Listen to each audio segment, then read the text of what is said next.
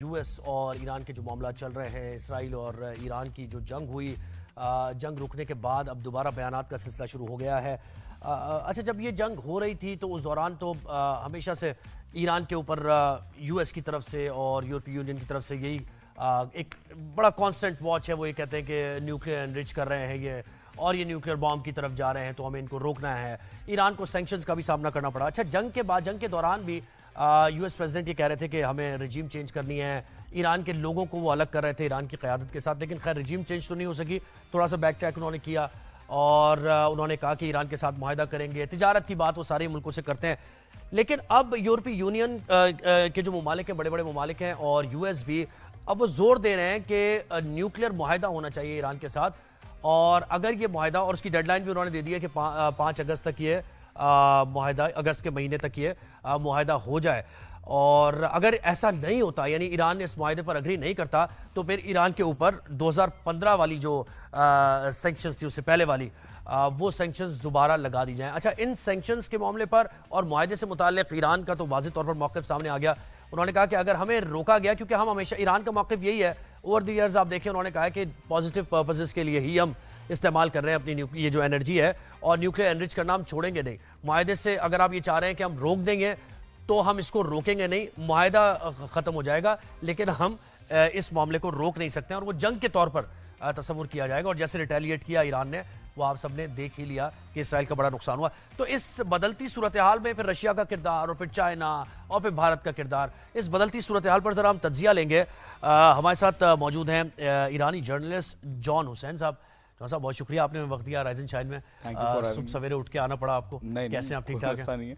Thank you for having me, बहुत अच्छा लगा। Thank you.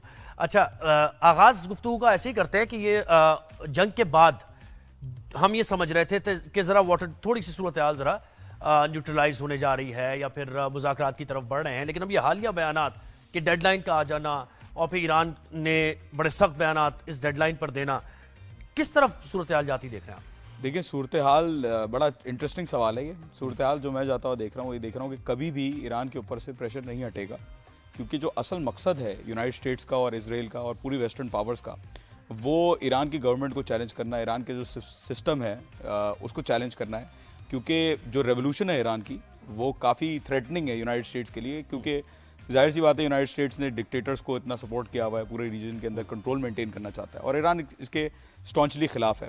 तो ये प्रेशर तब तक नहीं रुकेगा जब तक ये इसको डिसमेंटल नहीं कर देते कम्प्लीटली। या तो सपोर्ट का जो रेवोल्यूशनरी सपोर्ट है उसका डिसमेंटल नहीं कर देते, या तो जब तक ईरान की गवर्नमेंट चेंज नहीं हो जाती, जो कि दोनों केसेस आपके सामने हैं कि क्या हुआ है। रजीम चेंज की जो बात करते हैं, तो बहरहाल इस चीज़ को अभी कह रहे हैं कि 2 महीने बाद दोबारा, 2 महीने के अंदर अंदर दोबारा अटैक हो सकता है इसराइल की तरफ से, क्योंकि नेतन्याहू के ऊपर प्रेशर बहुत है।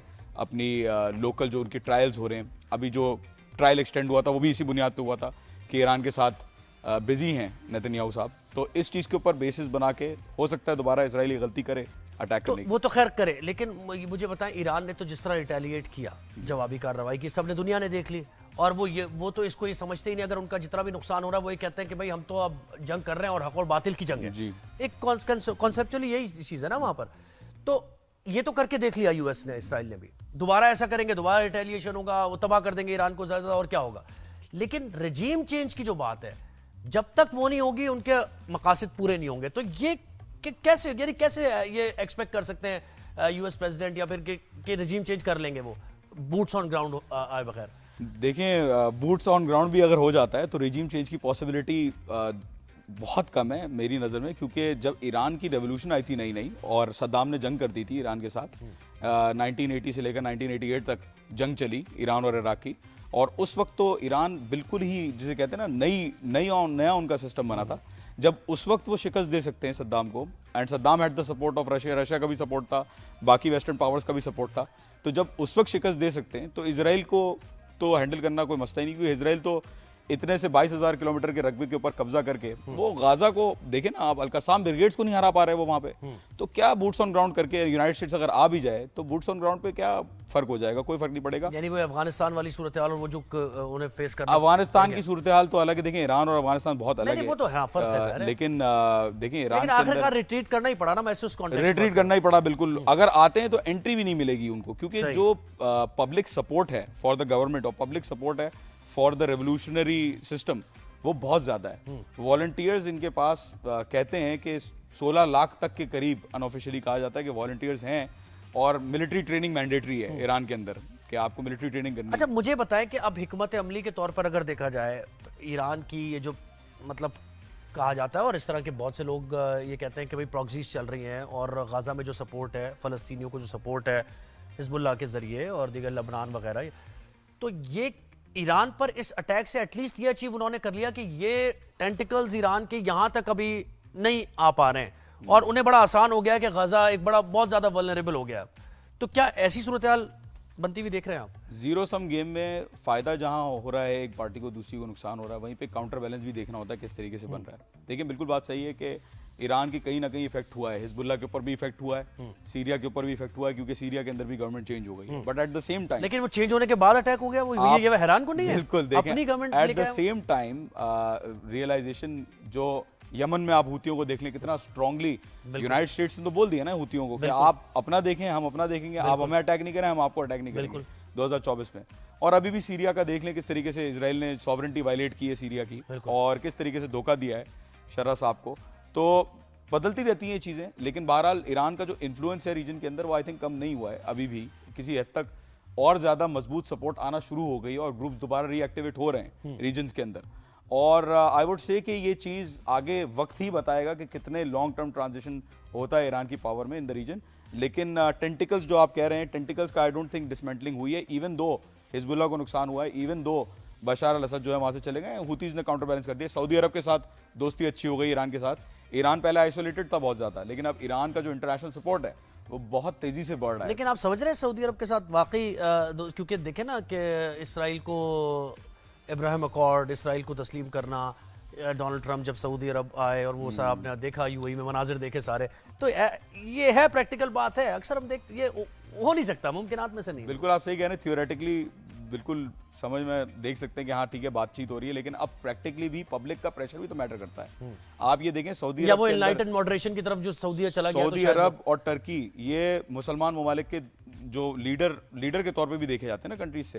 बिल्कुल। क्या प्रेसिडेंट होगा कि गाजा के अंदर मासूम बच्चे, औरतें, खवातीन, मर्द लोगों को मारा जा रहा है, मैसेकर किया जा रहा है, जेनोसाइड किया जा रहा है? क्या प्रेसिडेंट बनेगा अगर अभी इस वक्त सऊदी अरब इजराइल के साथ नॉर्मलाइज करे रिलेशंस? आई डोंट थिंक कि नॉर्मलाइज करेगा। अगर करता है तो उनके ऊपर परसेप्शन बहुत बुरा आएगा, और यही परसेप्शन है जिसने ईरान और सऊदी अरब को आई थिंक करीब कर दिया एक दूसरे के साथ। तो प्रैक्टिकली भी नजर आ रहा है, सऊदी अरब भी आहिस्ता आहिस्ता समझ रहा है कि उनकी डिपेंडेंसी बहुत ज्यादा हो गई यूनाइटेड स्टेट्स के ऊपर और वेस्ट के ऊपर, और अब ईरान के साथ ताल्लुकात बेहतर करना उनके अपने इंटरेस्ट में, तो प्रैक्टिकली इंटरेस्ट भी मैच करते हैं दोनों के। और ये रशिया के किरदार को आप कैसे देख रहे हैं? फिर चाइना भी जाहिर है इसमें एक है तो बड़ा फैक्टर है। जो मेरी जाती राय है वो ये है कि रशिया और, क्योंकि देखिए मैं इस सवाल को मुकम्मल करूं, यूएस एक बार फिर वही रिपीट हो रहा है, वही एपिसोड रिपीट हो रहा है कि यूएसएसआर को भगाने के लिए यूएस आया, यूएस को निकाला अफगानिस्तान ने, लेकिन यूएस के जो यहाँ स्ट्रेटेजिक जो उसके मफादात है ना, ठीक है, वो जो स्ट्रेटेजिक डेप्थ है उसकी, वो चाहता है कि वह कायम रहे,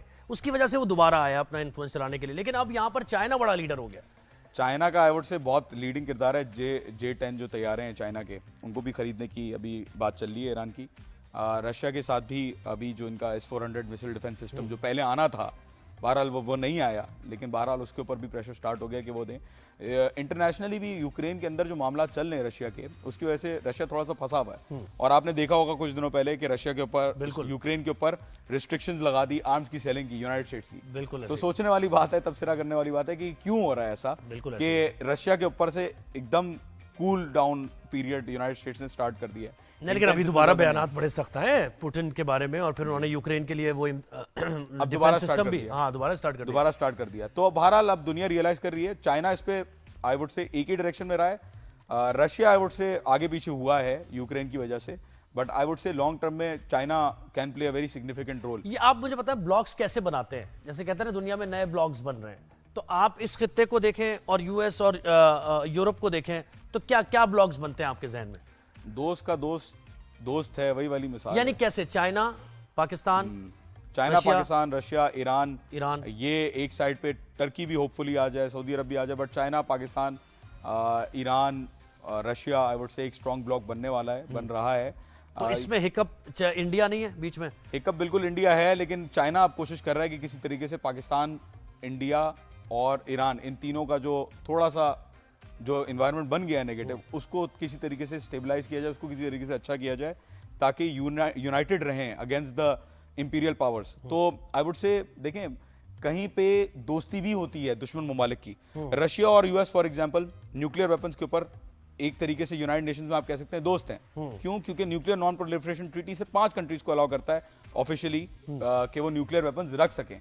तो आप देखिएगा रेजोल्यूशन जब आएगी तो रशिया और यूनाइटेड स्टेट्स एक साथ बैठे होंगे। जरा मुल्क की वफादार तो ऐसे ही होते हैं, इंटरेस्ट जो। एक चीज मुझे और बताएं कि ये जहन से मेरे अभी बात निकल गई, बड़ी इंपॉर्टेंट बात जहन में आ रही थी। पाकिस्तान के कॉन्टेक्स्ट में हमें बात करना चाह रहा था। पाकिस्तान ने हमेशा देखें इंडिया की तरफ से इन्फिल्ट्रेट होता है, बलूचिस्तान में दरअंदाजी की जाती है और उनके स्लीपर सेल्स काम करते हैं, हमने पकड़ा भी कुलभूषण। इसी तरह ईरान से भी हमने काफ़ी हमें कंसर्न्स है और वो इंडिया के साथ उसके टाइज। तो अब क्या ईरान में जो ये सिनेरियो बना है, इसके बाद रियलाइजेशन आई है पाकिस्तान को लेकर? या देखें, ईरान का दुश्मन है अमेरिका। अमेरिका के साथ हमारी बातचीत अच्छी है। पाकिस्तान और इंडिया के ताल्लुकात बुरे हैं, ईरान और इंडिया के ताल्लुकात अच्छे हैं। इसका आई वुड से बहुत सारे रीजन ये भी है कि इंडिया तेल खरीदता है ईरान से, ऑयल खरीदता है। इंडिया और ईरान के अंदर इन्वेस्टमेंट्स के मुआहदे भी हुए हुए हैं। पाकिस्तान की तरफ भी हाथ बढ़ा हुआ है ईरान का, और पाकिस्तान ने भी अपना हाथ बढ़ाया हुआ है ईरान की तरफ। गैस पाइपलाइन का मुआहदा आपके सामने है। हमारे पास तो शॉर्टेज है, इनफैक्ट अच्छा हो अगर ये प्रोजेक्ट हो जाए, अल्लाह करे। बट उम्मीद यही है कि जो अभी हुआ है उसके बाद पाकिस्तान और ईरान के ताल्लुकात अच्छे होंगे। लेकिन बहुत सारा प्रेशर हमारे ऊपर भी है, पाकिस्तान के ऊपर भी और ईरान के ऊपर, दोनों के ऊपर बहुत सारा प्रेशर है कि किसी तरीके से जो है वो पाकिस्तान भी सैंक्शन से बचना चाह रहा है। और लेकिन पाकिस्तान का जो रोल है वो बहुत पॉजिटिवली देखा जा रहा है ईरान के अंदर। बहुत ज़्यादा सपोर्ट पाकिस्तान ने किया, तशक्कुर का इज़हार भी किया उस वक्त। बिल्कुल, पार्लियामेंट के अंदर आपने देखा कि पाकिस्तान को बिल्कुल अप्रिशिएट किया गया। और पाकिस्तान, अभी पेजिशकियान साहब की वीडियो भी है कि वो उठे और जाके शहबाज शरीफ साहब के साथ बैठ गए। तो बिल्कुल गवर्नमेंट लेवल पे बिल्कुल आई वुड से बड़ी स्ट्रॉन्ग बॉन्डिंग है इस वक्त पाकिस्तान और ईरान के बीच में। एंड आई थिंक ये चीज़ पॉजिटिवली आगे होपफुली प्रैक्टिकली बस मुझे लास्ट में ये बताएं कि मुश्तरका तौर पर क्या मैसेज वेस्ट में जाना चाहिए, यूएस में जाना चाहिए, अमेरिका में जाना चाहिए इस खित्ते के ममालिक का? चले कोई ना हो आपके साथ, तो इस्लामी ममालिक तो एक मुश्तरका तौर पर कोई मैसेज दे सकते हैं ना? मेरे ख्याल में अभी जो मैसेज अमेरिका को जा रहे हैं वो उनकी अपनी अवाम की तरफ से जो है वो इतना ही काफ़ी है कि उनकी अपनी अवाम इतना वोकल हो गई है।